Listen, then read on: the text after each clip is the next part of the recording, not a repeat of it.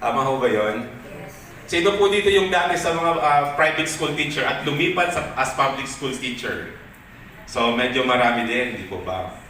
My mother then was teaching in a private school, high school. Then realizing na marami po kaming papaaralin, she decided to go to the public school system as a teacher. Nagsimula po siyang teacher 1. Pero hindi na po niya inabutan yung teacher 2, teacher 3, master teacher. Hindi na po inabutan yun. Because my mother died in service. Inatake po siya eh. But my vivid recollection of her being a teacher was that pag uuwi niya, ang dami niyang papel na dala eh. And minsan, tumatakas po ako. Alam niyo po ba kung bakit? Tanungin ko yung mga teacher po dito. Sino po dito yung may mga anak na pinapag-check ng test paper pagdating sa bahay? Alam niyo po, dati kung may 163, tatawag niyo rin sana ako ng 163 eh. Because it would have been my free time. Kasi, siyempre, nag-aral din po ako.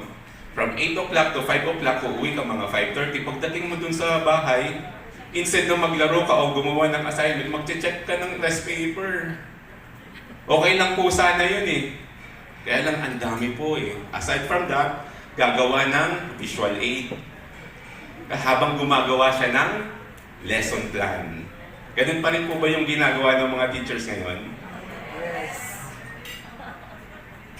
So, pinagdaanan ko po yung pinagdaanan ng mga ibang anak ng mga teachers po dito sa hall na ito. That's why the teaching profession is so near to my heart because I am a product of a teacher. At bilang mga nagtuturo po, mahaba po ang pasensya, di po ba? Wag po kayo mag-alala, mahaba din po ang pasensya ko. Tanungin niyo po si Miss Annie Heron. So, the reason why I handle labor relation in the Department of Labor and Employment is, aside from being a lawyer, ang haba po ng pasensya ko. Biruin niyo po yan. Araw-araw na nagpipikit po sa Department of Labor and Employment. Ako po ang humaharap po nun. Good thing, hindi po kayo nag-arali sa amin, di po ba? Ay, salamat. But then again, teka lang, ano bang pag-uusapan natin ngayong hapon? Nakalimutan ko na eh. Ano bang gusto niyong pag-usapan? You are, I think this is your second Congress, Attorney Alidon, a Congress of DepEd Employees Association. So you must be members of Employees Association in the Department of Education. Tama ho ba? Lahat ho ba kayo member ng Employees Association? Yes. Taas po yung kamay. Sige. Ang layo po kasi natin. Since I did not prepare for a PowerPoint presentation, but I think this is a 4-slide visual aid. Teacher po, ang nanay ko, gusto ko din po mag-teacher po. So mag-recitation po tayo. Okay lang po ba yun? So bababa po ako dito sa stage. Okay lang po ba yun? As teachers, you teach your students how to read and count. Tama ho ba? Sino po dito marunong magbasa? Lahat. O wala eh. Sino po dito marunong magbilang? Lahat. This afternoon, before I proceed with my talk, I would ask you to exercise your reading capability at yung kakayahan nyo din po sa pagbibilang. Okay lang po ba yun? Yes. Hindi ko po kayo papabilahan kung sinong pinakamatanda na dito. Nakikita ko na po eh. Marami ng senior citizen eh. Marami din po millennials. Now, I will ask you, from the back, nakikita niyo po ba ako? Parang hindi. Nakikita niyo po ba ako? Ito po ba, nakikita niyo po ba yung nasa slide? This is the banner slide. The title of which is Dole and the Employees Organizations in the Public Sector. This is the topic of my talk for this afternoon. But before I proceed, to this topic, I would like you to read this and count the number of F in this sentence. I will give you 10 seconds. 9, 8, 7, 6, 5, 4, 3, 2, 1. Pakibalik po sa title slide. 5. Pakibalik po sa title slide. So, who among you here counts the F in that sentence? Ilan po doon? Sino po yung naniniwala sa inyo dito na tatlo yung letter F? Taas po yung kamay. How many are F in that sentence? 3? 3. Okay. Pakitaas po yung kamay. Hindi ko po kayo makita. 3. Itaas po yung kamay ng sa alam nila ay 4 ang F po doon. 4. Okay. Sino po dito ang binasa at binilang yung letter F in that sentence? 5 ang nakita nilang F. 5. 5. Sino naman po dito ang binasa at binilang ng maigi yung letter F at ang pagkabilang po nila ay 6? 6. Naku, pangilan-ilan lang. Would you believe if I tell you that there are 6 F in that sentence? Maniniwala ho ba kayo? Of course, hindi kayo maniniwala. But since I'm a lawyer, I am evidence-based. So let's go back to the sentence. Pakibalik po dun sa sentence. Next slide. 1, 2, O, sige po, basahin po. Let's read that sentence aloud. 4, 5, 6 nga.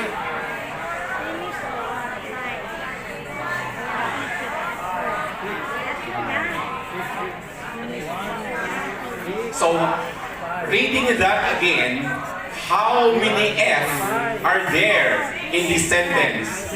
6. Tama po ba? 6. Yes. It's 6. Pero bakit po kanina, may nagbilang ng 3, may nagbilang ng 4, may nagbilang ng 5, may nagbilang ng 6? Because we are of different perspective. Iba po yung tinitingnan natin sa tinititigan. Tama ho ba? And that is also true with respect to the work that we do. It is also true with the life that we live in. Minsan, iba yung tinititigan natin. Minsan, iba yung tinitingnan. I must also tell you that the first time I encountered this, I felt so stupid. Kasi 3 lang po yung pagkabilang ko when I first read this sentence. That's why every time I make a speech or a talk, pinapagawa ko po ito sa audience. Did you also feel that stupidity? So, sa mga bagay-bagay po, in the work that we do, sa pang-araw-araw pong buhay po natin, let us be careful. Let us be conscious in the decision that we make.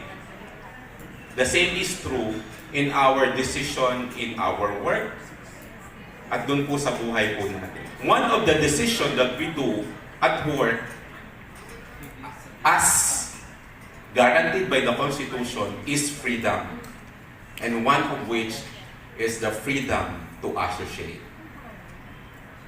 Everyone has that freedom to associate. The right to self-organize. But that right includes the right not to associate or not to self-organize. But when we make decisions, sometimes may tinititigan tayo at may tinitingnan. Sometimes we make wrong decisions.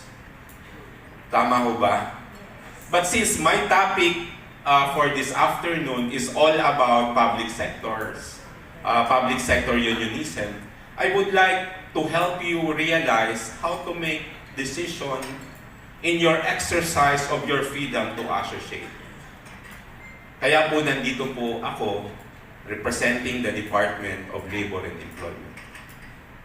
With respect to the public sector actually, it's the Civil Service Commission who has that greater mandate compared to the Department of Labor and Employment. Kaya po dun sa council, the department is just a vice chair. The chair is the Civil Service Commission. But let it be, kaya po hindi na ako nag-prepare kasi my assumption is that the chair will be here. She will be talking all about public sector unionism. And sabi ko, nandun naman si Ma'am eh. Support na lang ako kay chair. Tapos ako pala yung lead actor na yun. So, let me encapsulize public sector unionism in 3 words. That will be shown by this slide. Okay, pababa na po ako kasi magsisimula na po ang ating presentation. Okay. Organizing, representation, and negotiation. Sino nga po dito? Lahat po kayo dito ay Employees Association, di po ba? Yes. You are all members of Employees Association. And the moment that you enter DepEd, sino na po dito ang pinakamatagal na sa DepEd? Walang magtataas? Were you automatically a member of the Employees Association? So no. Because it's a freedom. And because it's a freedom, you were given that choice. The next question was, were you freely exercising your choice to associate in an employees association? May pumersa ko ba sa inyo? Wala po. Parang may pumersa eh. Si Atty. Alidon ata, pinersa kayo eh. May pumersa ko ba sa inyo to join a union? There is no law that compels any employee or any other individual for that matter to join an association, a union, or any aggregation for that matter. There is also no union. There is also no law that compels one to disassociate with an association he is connected or she or he is a member of. That is organizing. So, ilang employees association po ba ang nandito sa DepEd? Nakita ko po yung listahan, ang dami nito eh. Buti naman po ay may isang employees association po sa inyo eh. Laging nasa dole eh. Gumulo po yung sumakit po ang ulo ko doon. I was still at the Bureau of Labor Relations. Well, prior to my promotion as Assistant Secretary, I handled the Bureau of Labor Relations. That bureau is in charge with the registration of employees organization, employees association. Tahimik ko ba kayo? Parang ang tahimik ng grupong ito eh. Hindi po kasi ako sanay sa medyo tahimik na grupo kasi araw-araw medyo mamaya po may kakausapin naman po kami. Tingnan natin kung maingay yung Miss Annie. Nandun si Joshua eh. Kumatawa si Miss Annie. So organizing, public sector unionism, just like in the private sector, can be categorized as to the organization of employees, the organization of employees association, representation, and negotiation. Okay. Simulan po natin dito sa number 1. Who may be organized and who may not be eligible to become union or employees association member. Under the rules and regulation implementing Executive Order 180, all rank and file employees, lahat, are eligible to become members of employees organization. So wala pong exclusion. But the same rules, wala pong exclusion sa mga rank and file employees. But there are exclusion to a specific group of government workers. These are the high-level employees, highly confidential, coterminous employees, members of the Armed Forces of the Philippines, members of the Philippine National Police, the jail guards, yung nasa Bureau of Fire, and those other government employees whose by reason of their function are bearing firearms. So yun po yung excluded from the exercise. Now, once you group into yourselves as an employees organization, you need, of course, to have an organizational meeting. You need to elect the officers. It's not the end of the process. You need to register with the Department of Labor and Employment and the Civil Service Commission. Because by law, you cannot have a representative status without being registered with the department and the Civil Service Commission. So under the law, there are several requirements to register an employees association. May alam po ba? Sino po dito yung officers? Officer ho ba kayo? Okay, sige. Nagtanong po si Sir eh. Sir, kayo po ba yung nagpa-register ng employees association niyo? Sino po yung presidente niyo? Ayan, nagturo din. Si ma'am po. Ma'am, ano po yung pangalan niyo? Si Miss Teresa. Taga saan mo kayo? Taga Cebu. Ako po taga Bicol po. Magkalapit lang po. Okay. So when were your organization registered?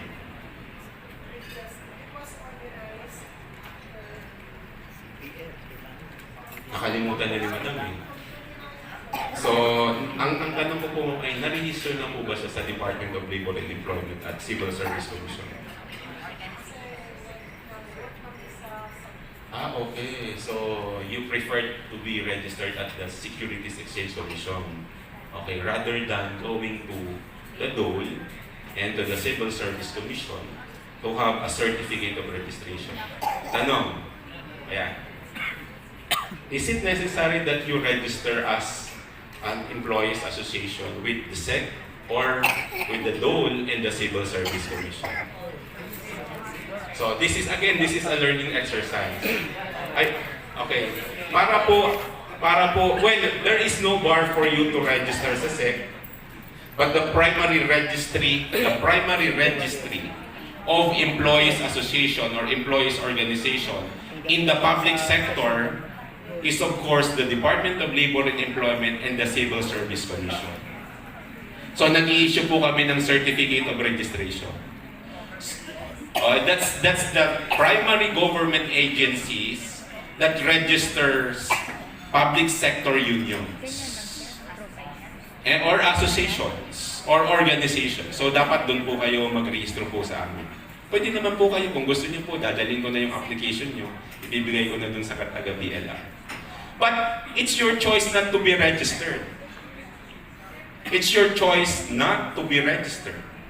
But without registration, you won't have any juridical personality.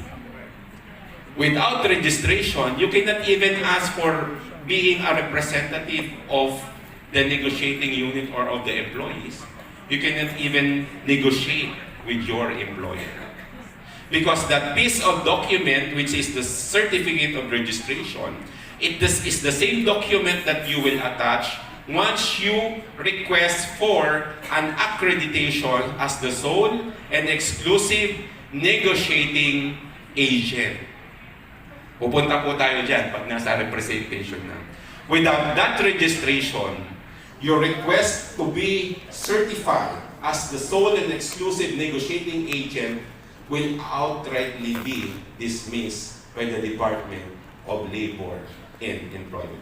Again, uulitin ko po, okay naman po, if it's the decision of the General Assembly not to register with DOL and the Civil Service Commission, it's okay.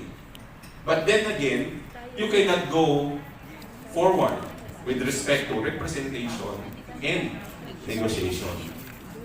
So, one of the requirements for registration is of course the minutes of organizational meeting, the list of attendance of those who participated in the organizational meeting, the lists of the officers and their addresses, and of course, a support signature of at least 10% of the organizational unit.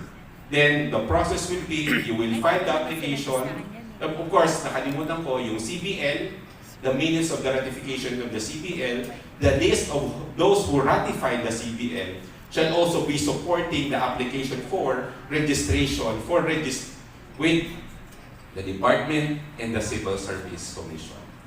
Once registered, you are now officially organized. You now have juridical personality. Okay? So, having that juridical personality, ano na po yung gusto ng sunod na mangyari? You should be representing the entirety of the negotiating unit. So, good for you if that unit only has lone employees organization or employees association or organization. Hihingi lang po kayo ng accreditation sa Civil Service Commission that should be supported by at least 51%. Majority support, that's 50 plus 1 of the total membership of the bargaining unit. That is the easy route. But the hardest part is when there are several associations or organizations operating in that same unit. Because in this case, you need to conduct the certification election. Which election shall be conducted by the Department of Labor and Employment. So doon po, magkakaroon ng botohan.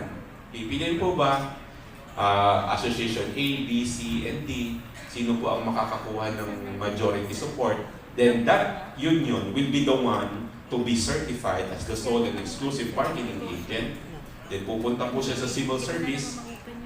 That union or that association will be issued the certificate of accreditation. Okay.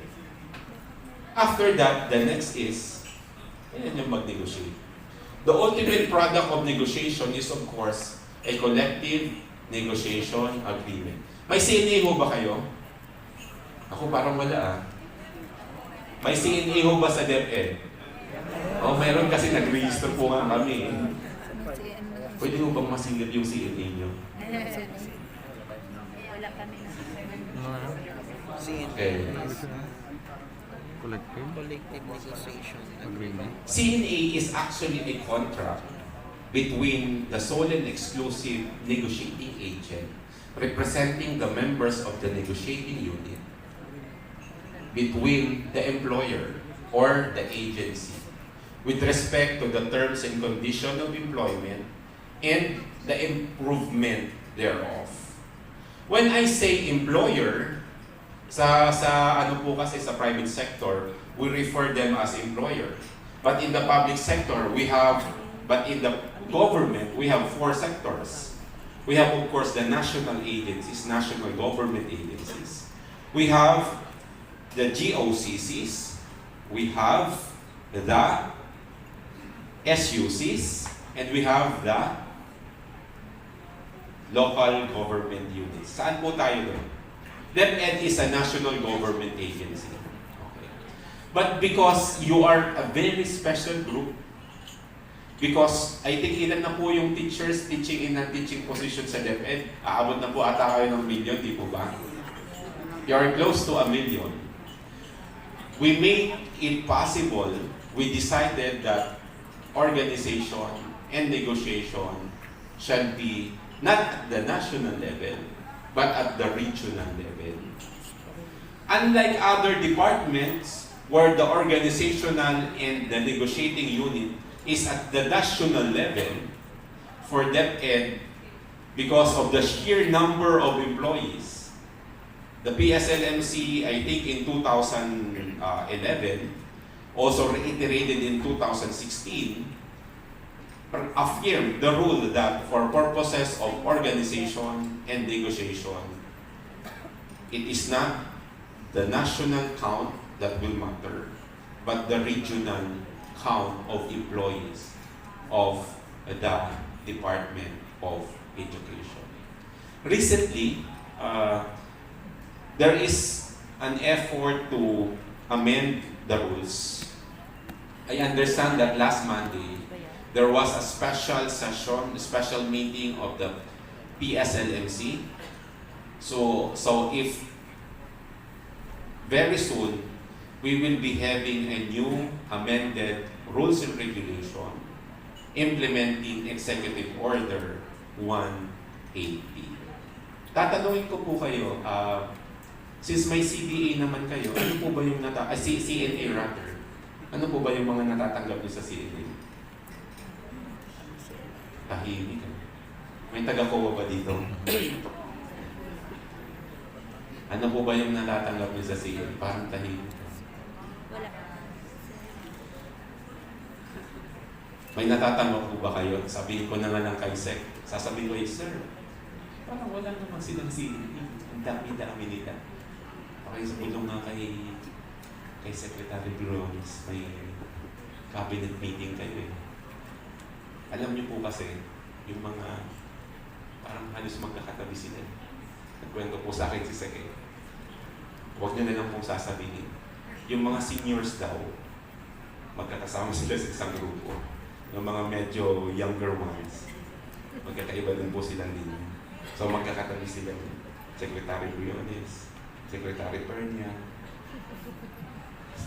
So, of the same age po sila eh. Sila po laging nangbubulong. Kaya hindi po makahindi si Sec. Ako po ang pinadala po niya. Because your secretary and my secretary were, I think, friends. So, kilala niyo naman pa ang secretary ko, diba? Secretary Silvestre H. Bello III. Okay. May pinanggalingan din po siyang grupo, di po ba? Yung boss niya po, may pinanggalingan din pong grupo, di po ba? So, dikit na po sila matagal na. But then ngayon, nagkakaedad na po, so medyo tayo naman. But then again, tanungin ko po ulit kayo, ano po yung nakakapaloob sa CNA? Kung hindi niyo po sasabihin, ipapakuha ko na lang sa BLR. Well, CNA is supposed to stipulate terms and conditions of employment, not fixed by law. So, unfortunately, most of our salaries and allowances are fixed by law. It is Congress that appropriates the fund for these items. Hence, salaries, allowances are beyond the commerce of negotiation. Unlike in the private sector, these are the meat of negotiation, yung salary increases. But in the public sector, you can in no way tackle this or decide this, the increase of which in the collective negotiation. But is collective negotiation the only means to increase the salaries of public school, of government employees, in particular the public school teachers, teaching and non-teaching personnel? Hindi. So, that's the other side of having an employees association. Employees association is not only for collective negotiation. Employees association is also for policy making. Tutulong po kayo sa pagdadraft ng mga polisiya in consultation with the groups. Policy making can be at the department level or at Congress, at the Senate or the House of Representatives. So, na-invite na po ba kayo sa House or sa Senate? Sana ma-invite din po kayo. So that one time or one way or another, you will be asked of your views. O ibababa na daw yung retirement age sa 56 eh. Gusto niyo po ba yun? Yes! Oh, dito pala, maraming supporter eh. Kasi pinatawag na po yan, it's a bill seeking the reduction of the retirement age to 56. Parang mga pulis na rin sa kabinetary, no? So gusto niya Pero alam po ba yung sekretary ko, sabi niya, bakit ganon? Parang hindi ako papayag dyan kasi sabi ni Sec, 75 na ako, nagtatrabaho pa ako. Kayo, 56, magre-retire na. So ano kaya yung position din ni Secretary Briones? Ito ba? So these are bills of where your inputs or your views are also important as having an employees organization representing the entirety of its membership Kung Senator, ito po ang posisyon po namin sa mga bagay-bagay na yan. Naipasa na po ba yung night shift differential? O, sa public? Kasi there is a bill at the Senate. Wala po kasi tayo night shift differential, di po ba? There is this new, actually he is an old new senator. Okay. Sumasayaw siya ng yung si Senator Revilla.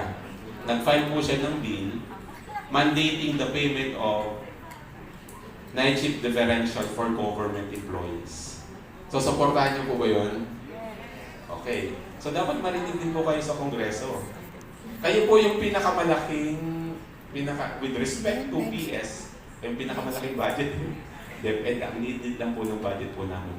With respect to the count, kayo din po yung pinakamarami. Baka parang 0.1% lang po yung dole sa manpower complement po ng DepEd.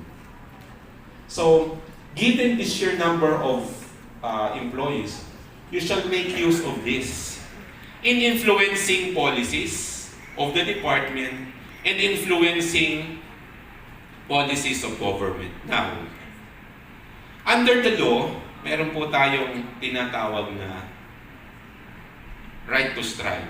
This is a very controversial issue. Let me take my position on this matter. It's a constitutional right, but it is a measure of last resort. If all things fails, that's the time you will use it. That's not the only and primary tool to resolve dispute. That is not the only and primary tool to influence policy. May decision na po ang Supreme Court po dyan, di ba? Okay, for lawyers here, parang pinagbabawalan na mag-strike yung mga government employees during work hours. Because aside from being employees, we are public servants. To me, becoming an officer or member of a union is subservient to that higher value of being a public employee, of a public servant. Kasi mas mataas, when we took our oath to the flag, isinumpa na natin yung ating mga sarili na magsisilbi. And as between two values, the rendition of delivery of public service and the exercise of a right, the government and the Supreme Court will always favor that higher value of public service. So, ito po, in gist, public sector unionism starts with organizing. We organize unions, we organize associations, we organize organizations, and any work council, committees, labor management committees, the purpose of which is manifold, either for purposes of collective negotiation or for mutual aid and protection to further the interest of its member. Hindi po kailangan na ang sole objective nyo ay magkaroon po ng collective negotiation. Because you cannot have it. Lalong-lalo na yung mga maliliit.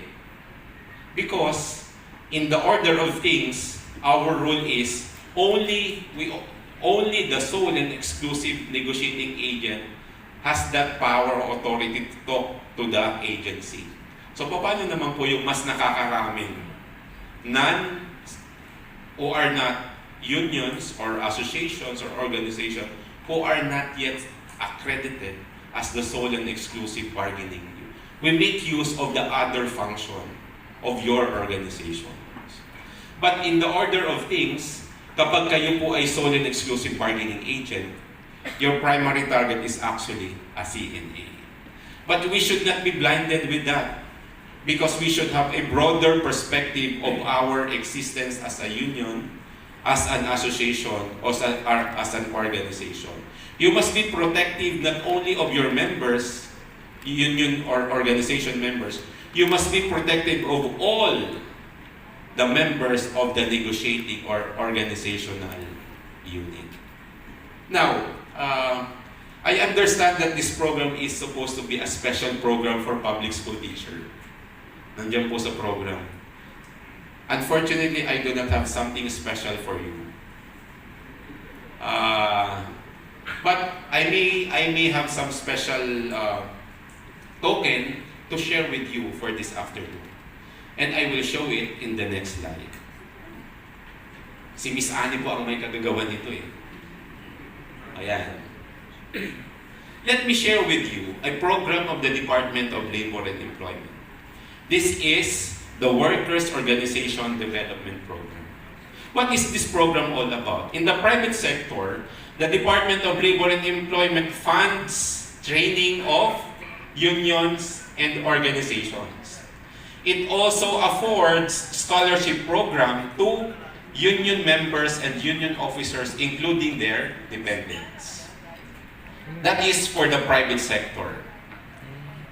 Late last year, nangungulit po si Miss Annie sa akin, we expanded the program to the public sector. Yes. So hence, kayo po, kung interesado po kayo, that the department funds one of your activities, one of your trainings, we can fund it. But you need to have an equity of 20%. So if the cost of your training will be 300,000, we can share 240,000 pesos, yung 60,000 po, that's your equity. So, kung gusto niyo pong mag-apply, apply po kagad kayo kasi alam niyo po ba, masasait po kagad yan. You know, budget, ang budget po natin, in the first semester, madami na po magsasubmit ng request po niyan. So by the first semester yan, by the second semester, implementation na yan. Wala na kaming pera yan. So if you are interested, you may just contact me or si Attorney Annie doon, o mamaya tanungin niyo si Miss Annie. Kasi ang isa sa mga, ang alam ko may mga programs na siya, trainings na napondohan na yung mga organization nila dati, affiliated to PSD. Ang nabigyan na ng konting assistance.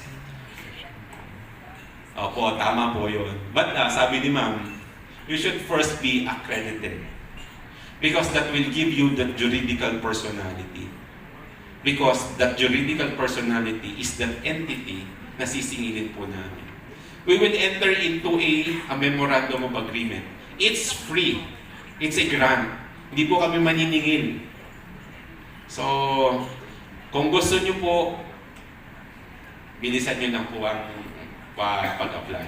The other component of this program is, of course, the scholarship program. We fund scholarship of union officers and members. Kasama po yan. Ano po yan? Masteral. Kung gusto nyo pong mag-masteral, we offer 2-year, that's a 4 semester.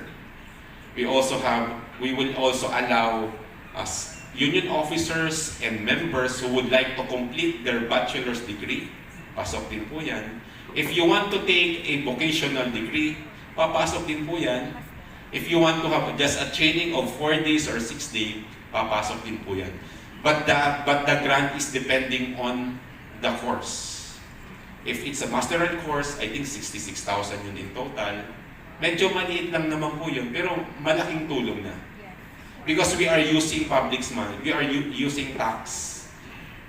Yung kinokolekta po natin, portion po nun, binabalik din po natin sa kanila. So why are we doing this program? Well, in the private sector, we need to capacitate you. We need to capacitate the members. And one way of capacitating them is to allow them to complete a course or to have a masteral degree. Share ko po sa inyo. Meron na po kaming nasa 3rd year na, dalawa, taking Bachelor's of Law. So, pinupundahan po yun ng Bureau of Labor Relations. Under this program rather, pero na mas limitado po yung budget po niyan. That's the Isabelo de los Reyes Scholarship. We can also fund the scholarship of the dependents of the union officers or members, or the employees associations, depende. So kung may anak po kayo, that is over and above nung binibigay ng CHED, ng DepEd, ng scholarship. That is in the form of allowance. So that's for 4 or 5 years. For that period of time, pupunta po sila dun sa amin sa Bureau of Labor Relations. Pipresent lang po yung resibo ng mga nagastos. Then we will issue the check in favor of the scholars.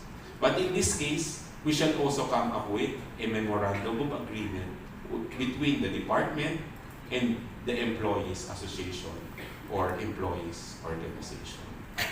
So that's the only token that I can give you now.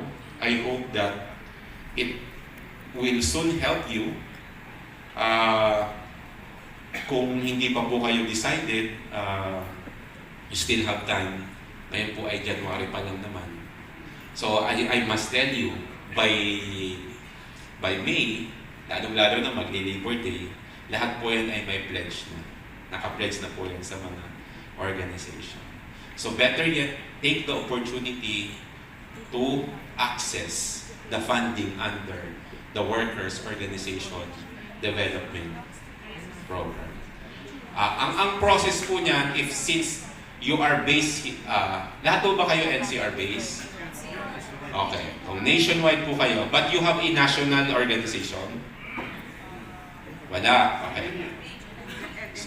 So if you are interested, just Google BLR,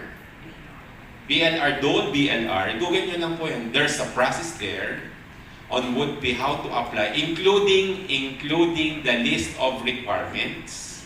Nandun po siya. Then you will be filing it with the nearest dole office, which dole office will be forwarding the same to the national office. Doon po namin yan ipoproseso. Okay. Now, caveat lang po first come, first serve basis po ito. Ngayon po may nakakatanggap na po kami kasi this is an institutional program. Matagal na po ito. It's only last quarter of last year, that we decided to extend this to the public sector. And this is the first time that I am sharing this information to the public sector unions or employees organization. Kasi ito pa lang naman po yung unang invitation sa amin. Sa ibang organization o sa ibang departments, hindi pa po kami na-invite. So we have yet to share this. So again, better yet to access this point. I think that ends my presentation. Pa-check na? Oh, tapos na pala. That ends my presentation. So, pumapalak na kagad kayo eh. Hindi pa ako tapos eh. Actually, hanggang alas 4 pa ata ako dito. Ibo ba? Babalikan ko po kayo. Ano po yung laman ng CNA mo? Kasi sir, kanina hindi sumasagot eh. So, we leave that to you. I think this is not my first Naman po natin si Ma'am J.Lo. Hiningan po siya sa pag-represent ng yung mga sa personal mga natin, benefits and regarding leaves and compensation flexi benefits. So, ako po yung magdi-discuss nung sa Travel Authority. So, sige po. Ito po, it covers both foreign and local travel. So, sa DepEd, meron po tayong dalawang klase ng travel na ina-avail. Ito po ay yung official travel and yung personal travel. Yung favorite nating lahat, yung personal travel. Di po ba? Walang sumagot. Sige po. So, ang official travel po, as defined dun po sa Executive Order number 77 series of 2019, a travel will be considered official if it meets the following criteria. First, the travel is essential to the effective performance of an official or employee's mandates and functions. Second, it is required to meet the department, agency, bureau, or office of its or there is substantial benefit to be derived by the state.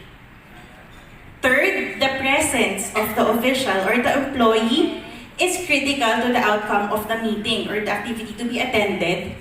And last, of course, the expenses is not excessive or involves minimal expenditure.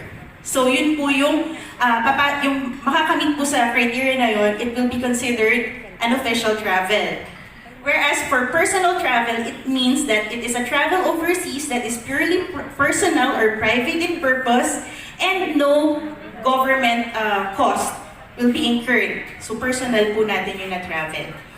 Okay, so sa official travel po, meron po tayong dalawang klase ng official travel. So ito po ay yung official business and official time. Meron na po bang nakapag-avail nito?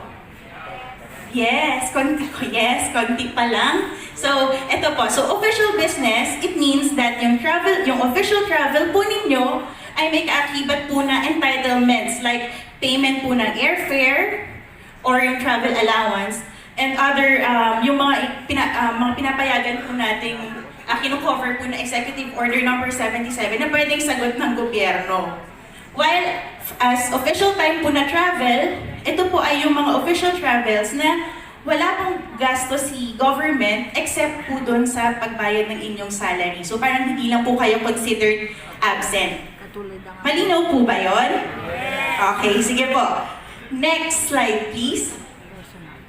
So coverage. So yung coverage po ng guidelines ng travel authorities na po na ito ay all DepEd officials and employees. Teaching, non-teaching, related teaching, lahat po ay pasok po sa guidelines na i-represent ko. Then, as stated sa Executive Order number 77, the following individuals will not be issued foreign travel authority. So, sino-sino po ba sila? Private individuals, yung mga consultants, or yung mga COS po natin, except may exception po, in highly meritorious circumstances. So kung wala pong available na qualified employee na pwedeng ipadala to attend yung activity, pwede po sila, kailangan lang po natin ng written justification by the authorized approving official. And last po yung ating mga spouses and yung mga anak ng government officials. Hindi po tayo nagbibigay ng travel authority sa kanila for foreign travel abroad. Ayun po. Next slide please. Okay. Nakakahingal pala talaga. So, authorized foreign travel. So, ito po yung guidelines natin for foreign travels. Okay. So, authorized foreign travel shall include the following. So ito po yung attendance natin sa international conferences or meetings to which the Philippine government has commitments or to undertake official missions, assignments which cannot be assigned to government officials posted abroad. So kailangan talaga tayo ang umattend. Yung person na magta-travel siya ma-attend. And meron ayun. Next po is scholarships, fellowships, trainings, and studies abroad which are grant-funded or undertake at minimal cost. Third is invitation for speaking engagements or receiving awards from foreign governments, institutions, or international agencies. So, intelligence, na may drone na, ay meron kahit pa rin tayo. Anyway, hindi naman nawawala ang mga ganyan. So, let's focus on the positive. So, 4 pillars of aggressive reforms for quality. Okay, the KITE, K stands for the K-12. Yun nga yung ano ko kanina. But my support for that is, let's focus on the teacher quality. Let's support our teachers and make them better and make them the best version of themselves every day. Ready to teach and to produce quality learners. No matter how good or bad the curriculum is in paper, if we do have quality teachers inside the classroom, right there and then, they can do something with those kids. And then yung promise po ng career progression na nasa Senate na rin, totoo po yun. Ang ibig pong sabihin nun, we don't have to wait for our master teachers to expire. No? Dahil ang nangyayari dun sa field, kailan kayo mamamatay itong aking master teacher na kasamahan na ito? No need. Okay? You only have to prove your worth. You only have to meet the standards. Okay? You only have to beat your last performance. Okay? So, the only means of promotion is reclassification. Okay? So, if you progress already from one career stage to the next, meron tayong, ano dyan, yun yung ilalabas nating omnibus guidelines for hiring and promotion. So, if you qualify, so yun na yun. Okay, you will be reclassed from T1, T2, or from beginning to proficient to highly proficient to, okay, ganun na po yung mangyayari. Okay, alright. So, I is improving the learning environment, yung mga classrooms natin. Okay, and then, teachers upskilling and reskilling, ito po yung bagong NEA. There would be an academy, that's our form of control. Academy for teachers and school leaders. Yung pong learning and development interventions for non-teaching personnel, sa amin po yan sa BHROD through HRDD. Okay?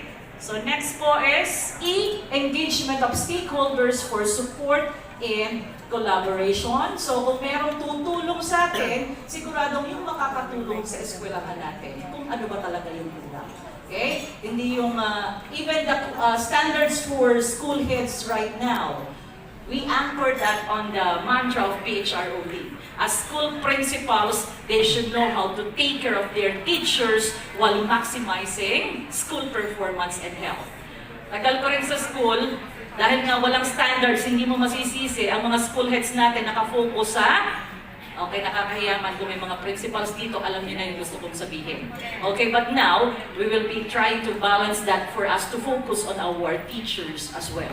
You have your people, so take care of them. And how? Okay, we're currently, as what I have told you, building the cathedral or laying the groundwork of all the HR systems in place for you to help your people to progress from one career stage to the next. Alright, so yan po yung kite. Okay, next please. So, sulong edukalidad, as you all know, is what? Is our commitment to ensure that our learners achieve their full potential and for their kind of dreams to fly high through quality basic education for all. Okay? Ang gandang tingnan sa pagkakasulat. Okay? Pero puntahan talaga natin ang classroom. Kaya sabi ko, nung bago ako sa TEPED, I handled 106 advisory class. I had 8 classes altogether with that number. So naranasan natin magturo sa ilalim ng covered court. Sa ilalim ng manggahan na halos ang towel mo, hindi na handkerchief eh. Dapat ang dala mo, ano talaga, towelette talaga eh. Meron ka sa likod sa una talagang kung magtuturo, excuse me po, alright, pero ito yung target natin. If you want quality, may bago na yan. As far as I know, konti na. Parang 40 na yata. So sabi ko nga, ang teacher magturo lang. At magturo ng may quality, ma-achieve natin ito talaga. Okay, next please. Alright, so, in the end, it is important to remember that we cannot become what we need to be, but by remaining what we are. It's like what Einstein said, insanity is doing the same thing over and over again, but we're expecting a different result. Diba? Gusto natin ang pagbabago. Lagi tayong sigaw ng sigaw. Taga Quezon po ako. Sabi ko nga, bago ako dun sa DepEd, nagrarally sa labas. Nasa amin po lahat ng mga rallyista rin. Okay? So, madali namang sumama doon talaga. But let me focus on what I can contribute in the agency. Alright? So, ano yung maiaambag natin? Let's focus on that. Okay? Alright, next please. So, ano ang HROD? So, we facilitate or we have to facilitate an enabling environment through offices and employees for effective learning to happen. And ang BHROD po ay may 5 bureaus. Hinati namin doon sa magpo-focus on people effectiveness, helping our people. 3 functional divisions po yon. We do have the Human Resource Development Division, kung saan yung RSPI, RPMS ay naka-house, the House of the Standards. Okay? Kung saan na dine-develop ang standards for teachers, school heads, and competency modeling for non-teaching personnel. and we integrate that in all of the HR systems. And we do have the School Effectiveness Division. What makes a school effective? Kaya ang target ng SED this year is to come up with school staffing standards or school effectiveness standards. Okay, pag magtatayo ba ng school, ano yung mga 5 critical inputs, for example, na dapat meron? And then in 3 years' time, ano dapat? Para pag magpa-planning tayo, hindi tayo hingi ng hingi na hindi mo alam kung anong hihingin mo. And then padala ng computer doon, alam mo wala ka palang paglalagyan. Okay, so yun po yung target ng SED by this year. And then ilap lahat ng kanilang efforts on SPM, SGC, whatsoever, into one school effectiveness standards. And then, nasa amin din po ang SED, and then PD. Ito na nga po yung focus natin ngayon. Travel, leave, and then, and flexi time. While in the service, ano kailangan ng mga personnel? Diba? Ano kailangan ng mga tao? Kasi kinakailangan niyang mag-leave. Minsan, kinakailangan niyang mag-travel. Bakit? And then, bakit flexi time sa mga bagong panahon? So, yun yung magiging focus natin by this remaining hour. And then, yung pong tatlo yun, focus on people effectiveness, the 3 functional divisions. And the remaining 2 functional divisions of PHROD is OD side, more on to focus on streamlining of processes and procedures, the QMS, na medyo nag-struggle kami sa CO dahil we do have 70 bureaus, unit, services sa central office compare sa region. Galing ako dyan sa region, katumbas lang ng isang bureau yan. Kaya ang bilis magpa-ISO certified. Right? But within this year, tinatarget natin yung quality management system. Okay? Why? Bakit natin ni-streamline yung mga processes and procedures to avoid redundancy and duplication of work. So, trabaho po yan ng OED. OED will focus on CO, RO, and SDO. And then SED will focus on schools. So, yun po, tama no, SED. May nalimutan ba ako? EWD pala. Sorry, I forgot. So, yung EWD po kasama sa People Effectiveness Division. EWD, HRDD, and PD. Alright. Next, please. So, ito po yung mga HROD initiatives that we do have that directly affect the school level, mga nasimulan so far. Okay, we have developed already the competency standards as the heart of all HR systems. Okay, without the standards, we don't know what are we going to integrate in the RPMS, in the LND, and in the rewards and recognition. So that's the heart of the system. So we have developed already the Philippine Professional Standards for teachers, school heads, and supervisors. Hinihintay na lang nating mapirmahan yan sa OSEC. And within this year, lalabas po yan. Or actually, within this month, ang tagal na. Okay? But ito yung magiging basis din ng exam for principals. At meron din nagsasabi na, magpa-exam din kayo sa supervisors kasi yung hindi pumapasa sa principal's exam, abay napopromote na supervisors. Unfair naman. Okay? And pag-iisipan po namin, depende sa magiging request ng field. Okay? So, hopefully, may sumisid ka. Ba't ganun? Alright. So, hopefully by, kung tapusin kami ngayong year na to, so early first quarter next year. Okay? Magkakaroon din tayo ng exam for new principals, aspiring principals. And then we will, we're also currently developing the standards for non-teaching personnel as well. Why? Because we're going to align that within the various HR systems. More specifically, the 4 HR systems that I have mentioned. Okay, ano pa po yung mga nagawa natin? In order to ensure that employees meet competency standards and performance targets, so yung RPMS, ang RPMS po hindi PPST ha. PPST is the standards, we just integrate that in one of the HR systems na nararamdaman nyo ngayon. And that is Results-Based Performance Management System.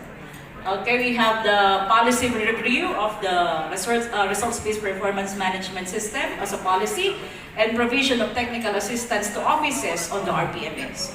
So in hiring the right people for the right job at the right time, so we have already revised the DepEd Merit and Selection Plan. So ito po yung mga lalabas, abangan nyo in the first quarter this year.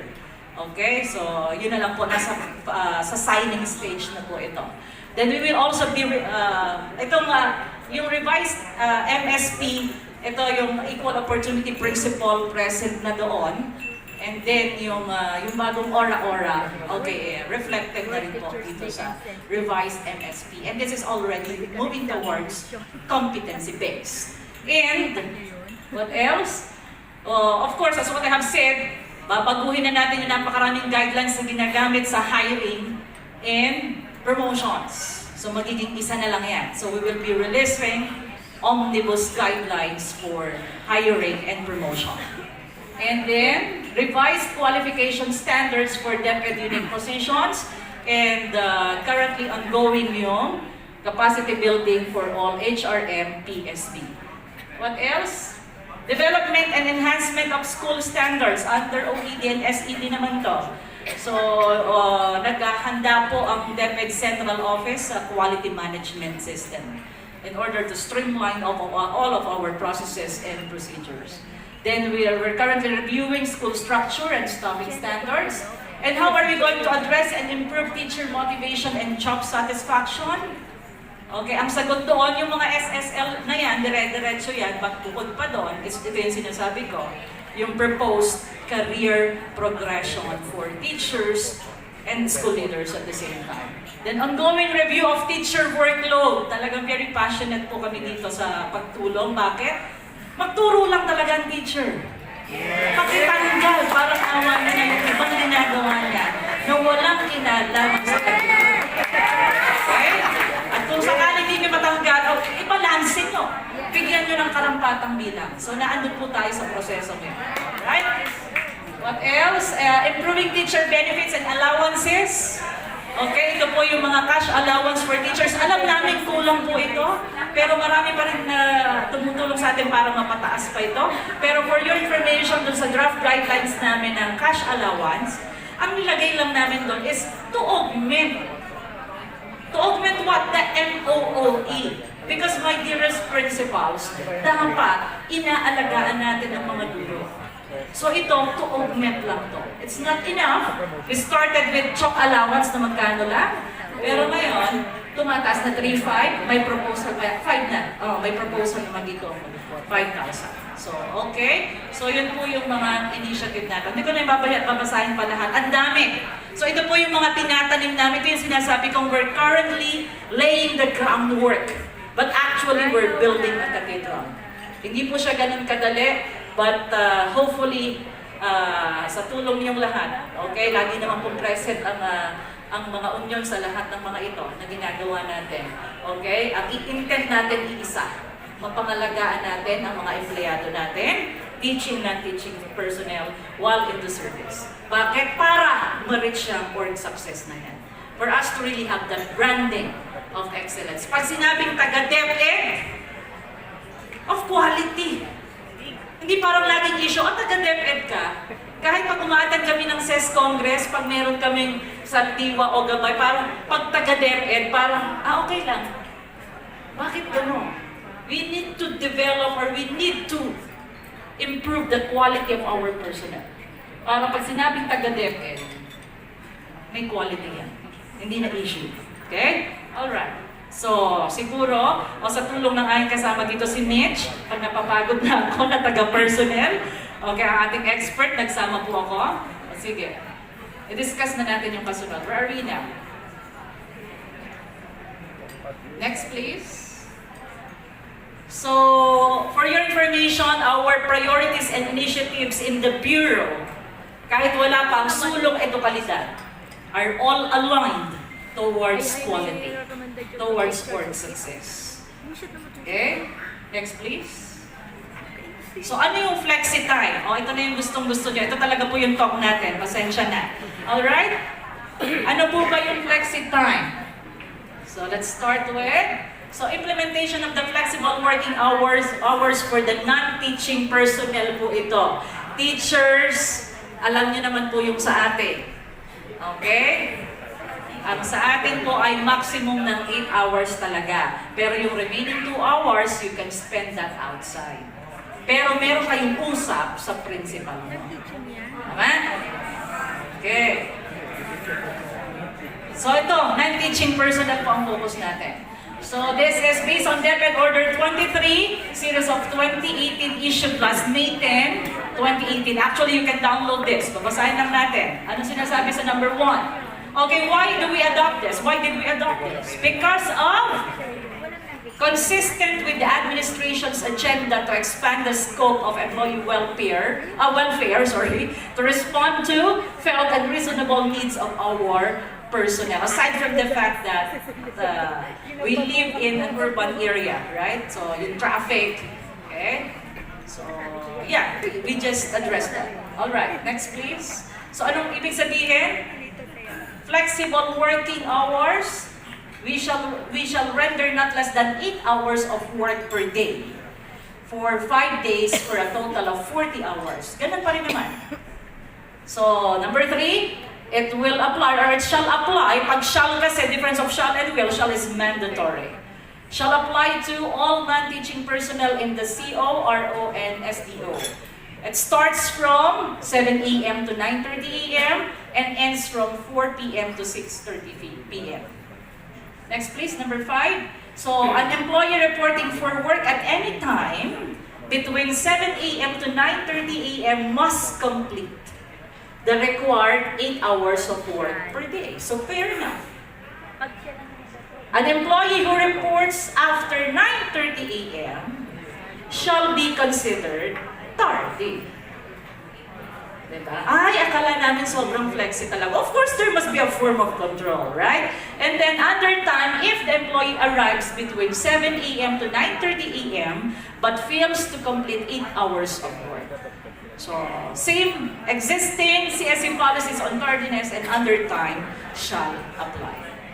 Just in case you have violations. Next, please.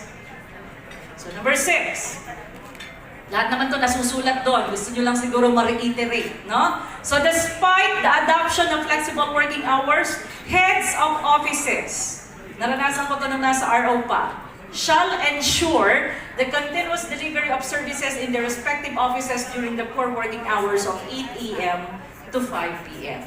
So, heads of offices that render frontline services. Kaya nga yung no noon break policy still exists. So, heads of offices need to ensure that. Okay? Na may tao doon ng noon break. Alright? Okay, next please. 7, attendance in the flag raising ceremonies every Monday is strictly enjoined, of course, pursuant to another RA, Republic. Kaya pag sinabing, 9:30 ay ang flag raising ceremony natin is 8 a.m., so be there by 8 a.m. So hindi applicable yan pag Monday. And you will be violating this. Next please. Meron pa. So, sa central office po ay merong iris. So, yung mga taga-central office lang to. Nung nasa RO ako, meron kaming biometrics, pero walang, I don't know kung ginagamit yung iris, parang hindi ko naramdaman. Okay? Ewan ko sa inyo sa SDO and RO. Next please. Ano sinabi ng papalit nga po? Ano yung incomplete? To be accomplished by the employee when details in the DTR pala is incomplete. Next please. So, meron ba kayong biometric time recorder? Okay, so meron kaming office order sa central office dated July 12, 2013. Anong sinasabi dito? All employees except DepEd officials who are presidential appointees and consultants. So yung third level officials exempted sa biometrics. Okay? Ang kasamaan lang nun, tulad ko, exempted ako doon, ay pag overtime, wala nang bayad. Okay? Unlike na kung naka-DTR ka, okay, at OIC ka lang naman, di pwede ka mag-avail ng overtime. Pero dahil hindi ko yan in-avail, di wala akong overtime. Okay? Aside from the fact na sa RO pa rin ako sumisweldo as OIC. So, yung mga taga-central office po, hindi po dahilan na hindi kayo ang tawag dito, log-in. Ang dami po nagkalat ang biometrics sa central office. Alright, next please. Next. Tapos na po tayo sa flexi time. Okay na ba yun? Okay, salamat. Now, leave. Pag-usapan naman natin itong pinakang paborito natin. Okay? So, ito yung sinusunod natin, Omnibus Rules on Leave, Civil Service Memorandum Circular number 41, series of 1998. So, anong meron dito? So, this is pursuant to CSC Resolution number 983142. Okay, so the Commission adopts the amendments to Rule 16 and the definition of leave terms under Rule 1 of the Omnibus Civil Service Rules implementing Book 5 of the Administrative Code of 1987. Alright. Sige. So, let's define leave of absence. Nakalagay ito, out of office. No, pag naka-leave. Definition, it is our right. It is a right granted to employees not to report for work with or without pay as may be provided by law. Okay, sige. Next please. So, how are we going to administer leave? Employees who render work during the prescribed hours are entitled to 15 days vacation leave and 15 days sick leave credits annually with full pay. Alam naman po ito, ano po? Okay naman? Alright, number 2, leave of absence except for emergency sick leave shall be filed in advance. Whenever possible, 5 days before the effectivity of leave. Kaya yung mga pahuli-huli, kahit ako ang dami napipirmahan sa office, taga-personnel na amin ang personnel, dahil late kang mag-apply, is-sick leave mo na yan. Ang tigas ng ulo nyo, parang hindi kayo taga-BHROD. Balik. Next, please. Employees who are absent, nasa na tayo? Leave for 30 calendar days or more shall be accompanied by an office clearance from money and property or accountabilities. Property accountabilities. Ito usually yung mga nagta-travel abroad. Okay? Employees who are absent without approved leave, ayan, ano mangyayari? Shall not be entitled to receive their salary corresponding to the period of their unauthorized leave of absence. O parang walang gulo. Okay? Next please. So, ano yung mga kinds of leave? Okay, ilan ba yung mababanggit natin dito? Parang may mga 7. 1, vacation leave. Ano ba to? Taken for personal reasons. Hindi taken for granted. Okay. Granted depending on the contingency and needs of the service. Depende sa boss mo kung ika-grant ka. Okay? Officials and employees are entitled to how many? 15 days with pay for each year with or without pay. Ang alam ko dito, Mitch, ito ay nako-convert into cash. Namo-monetize at the end of the school year. Kung ayaw nyo naman, ipunin nyo pag nag-retire kayo, ang tawag ng terminal leave. Alright, next. Number 2, sick leave. Ito, namo-monetize din ito. Pero, mamo-monetize mo to, ipaprioritize muna yung iyong vacation leave kung naka 15 days. Okay? Kung hindi, still naman, pwede. Pero for approval of the user for sa central office. Okay? Kung sick leave na lang natitira mo. At kung gusto mo i-monetize to. So, taken in account of personal illness or any member of his or her family na bumalik sa vacation. Sige na, next. Okay, immediate family refers to, hindi ko na naman siguro kinakailangan i-discuss yan, no? Kung yung iyong partner na hindi naman kayo legal na mag-partner, ay hindi po kasama dito. Okay, okay, next please. Forced leave or mandatory leave, 5-day, mandatory annual 5-day vacation leave. Shall be itong hindi maganda dito. Napo-forfeit ko, shall be forfeited if not taken during the year.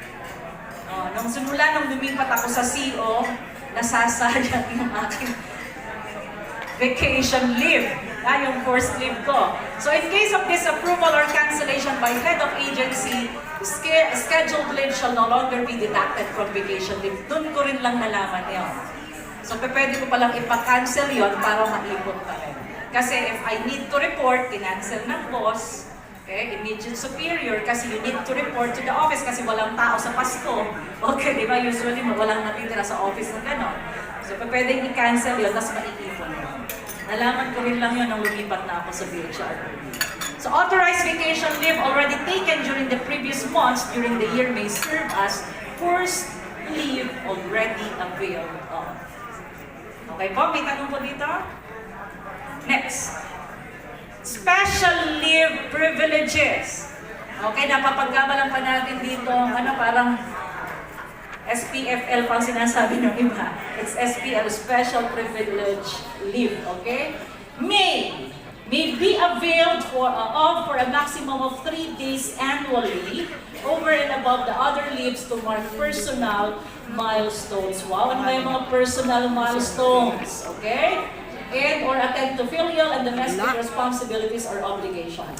So what are those personal milestones? Ano yung mga conditions? Number 1, of course, your birthday at birthday ng family mo. Kung 10 yun, so pasensya na, piliin mo na lang kung sino doon, ha? Kasi hanggang 3 lang yun. So next please, ano pa? Ano pa yung mga conditions? Next conditions, yung personal transactions, dito tayo mahilig, no? O magbabayad ng mga kung anik-anik, no? Alright. And then calamity, accident, hospitalization leave. Okay, yung nakaraan lang, yung sumabog yung Bulkang Taal, nag-release tayo na how many days yun? 5 days yung calamity. So exemption siya sa 3 days lang. So depende sa calamity siguro. Okay? So yun naman po ay depende sa i-release ng natin, ng secretary natin. So pwede lumampas sa 3 days yun. Depende sa calamity. Next please. Maternity leave, ito yung maganda. Okay, sayang. Okay, hindi ko ito na-avail. Wala pa rin ako sa gobyerno nung time na yun. Okay? 105. My God. No? Tapos yung 7 days, pwede ko mag-ipahiram sa legal kong asawa. Ano ko lang yung legal, ha? Kasi may natatawa yung mga anak. Kinakailangan ko. Legal ko mga i-discuss ko ulit sa paternity leave. Sabi, sayang. Okay? Alright, so nakalagay naman po ito dito. Pwedeng ipahiram. Nandun pala sa kasunod na slide, yung pwedeng ipahiram. Ayan, letter E. Female worker entitled to maternity leave at her option may allocate up to 7 days of said benefits to the child's father. Ano na? Ha? Yung 7 days pwede mong ipahiram. Di ba 105 yun? So, yung 105 minus 7, ipahiram mo sa asawa. Kasabihin nyo, baka may attorney dito, ma'am, nakalagay dito, father, hindi sinabing legal, bahala na kayo. Okay, tanong nyo kay attorney Alidor. Okay? Alright, next. Mayroong paternity leave yung mga tatay. Dito ako nagkamali sa exam, sa principal's exam, way back 2011. Dahil dadalawa kami magkapatid, ang sabi ko, up to how many daw sabi. Ang sagot ko, 2. Nung nireview ko, 4 pala. So kung ang 4 mo, pang 5 na, sorry again, legal na asawa. Inuulit ko legal na, tawa na. Okay, nakalagay dito. Granted to married male employee Okay, so not to report for work for 7 working days. Can be taken intermittently before, during, or after job. Okay? Okay na po, mga male employees natin? Bakit 7? Kung 4 na anak mo, edi nakailan din kayo. 7 times 4, 28. Diba? Yun nga lang yung legal na asawa, ha? Okay, doon sa hindi kayo entitled. Sorry. Okay. Next, please. Other kinds of leave, ayan, ang dami pa po. Hindi na natin isa-isa pa. We have study leave, rehabilitation leave. Lalo na po doon sa identified natin, doon sa drug test natin. Ewan ko kung na-release na ng personnel. Okay, so may rehabilitation leave tayo. Solo parent leave. Ang ano lang dito sa solo parent leave, Pag naging 21 na yung anak mo, hindi ka na makakapag-avail ito. Tapos dapat yung ID mo, i-renew mo every year. Okay, yearly. Bakit i-renew yearly? Pamali mo may jowa ka na the following year. Alright? Okay. Next, so how are we going to avail? Procedures in the filing, processing, and approval of leave applications. Okay, nasusulat din naman yan. Gusto lang siguro natin yung pag-usapan natin. 1, employees are required to file, of course, their leave applications using civil service forms. Number 6, which should be fully accomplished and duplicate original copies whenever they go on leave of absence. Second, the supervisor recommends the approval or disapproval of the application. Third, the authorized official approves the application following the rules on delineation of functions, delegation of authority. Okay, syempre mawawala ka, may usapan yan. Sino ang gagawa ng trabaho mo? Usually, Sa katuparan yan at ating matulungan ng management as partner of the Fed. You see, even union is a partner of management. RPSU, that word R speaks of responsible. Responsible public sector unionism. So we as RPSU and you as associations are partners of the management. Okay? Partner tayo sa management para sa pagpapatupad ng mga programa, pagmumonitor at pagbabantay. Para ang lahat ng ito ay magkaroon ng tinatawag katuparan sa quality education. Alam mo ba yung ating pinaka-last na clientele? Hindi naman talaga yung mga association, hindi naman talaga members lang natin eh. Ang pinaka-una nating na titingnan yan kung paano tayo makakatulong sa mga learners. Yun naman eh. Maski yan yung mga presentation kanina. We as support staff, papunta naman lahat yan sa learners. Lahat yan ng financial management, kayo lahat ng mga job rooms, lahat yan focus sa bata. Sapagkat tayo ay para sa bata. Okay? So in such a case, as associations, I think we should do our part as partner. Isa pa tayo dyan? Yes. Yan. Mabuhay ang Diako! Mabuhay! Meron pa, hindi pa tapos yan, meron pa tayong susunod. Bibilisan lang natin yan. Diako interim guidelines for conduct of activities by employee groups. We drafted the guidelines on this matter, I think 1 year ago, and nagkaroon doon sa Pampanga ng I think presentation of that guideline. Sino ba yung nakarating sa Pampanga? Ito yung Angeles. May mga associations din doon. At criticize natin yan. And lately sa Baguio, binalidate po natin yan. No? Ipipresent po natin at namin sa inyo itong guideline, proposed guideline. The activity can be conducted if 1. The employee group, association, organization, or cooperative is officially recognized by the department through the DepEd Employee Associations Coordinating Office, DIACO. Huwag niyong bibilisan ang pagbasa kasi DIACO na yan. DIACO. Tayo nga yan eh. DIACO.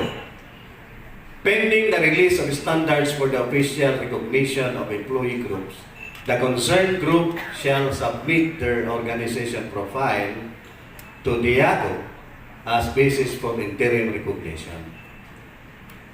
This is not the profiling being done by the EFP or NICA, but this is our profiling of our organizations para matingnan natin kung talaga yung kanilang bylaws is only serving the true client or true bylaws is covering only basic education rather.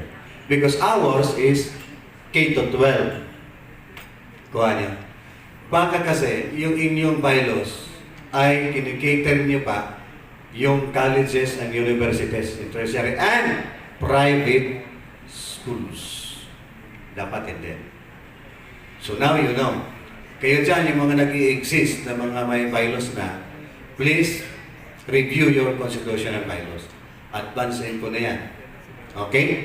So, profiling as basis for interim recognition.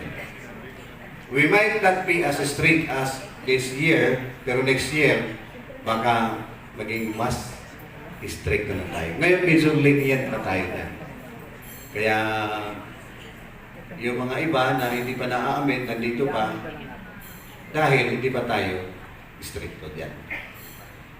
The association list of activities for the year is submitted to DIACO for tracking and monitoring. And we will be requiring you people to submit your activities, yearly activity.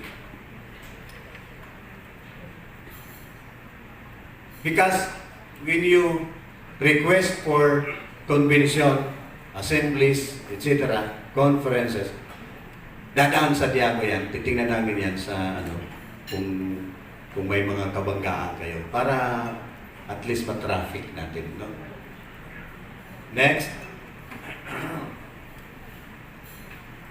The activity number 2 is approved by the authorized DepEd official through DepEd memo or DepEd order, as the case may be.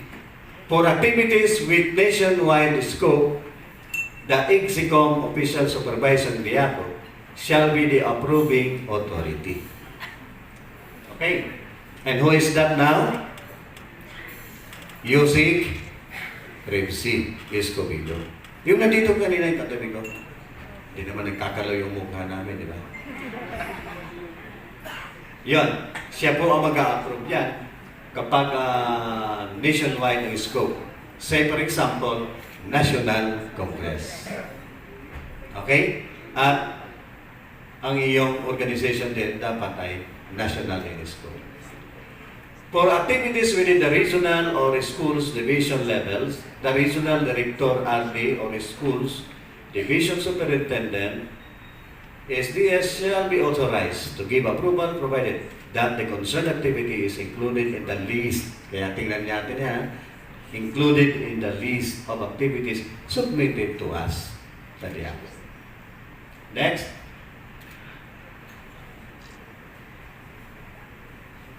The activity can be conducted if the activity should contribute to the effectiveness of the target employees in performing their functions. The activity should also support and contribute to DepEd priority programs and directions. Okay?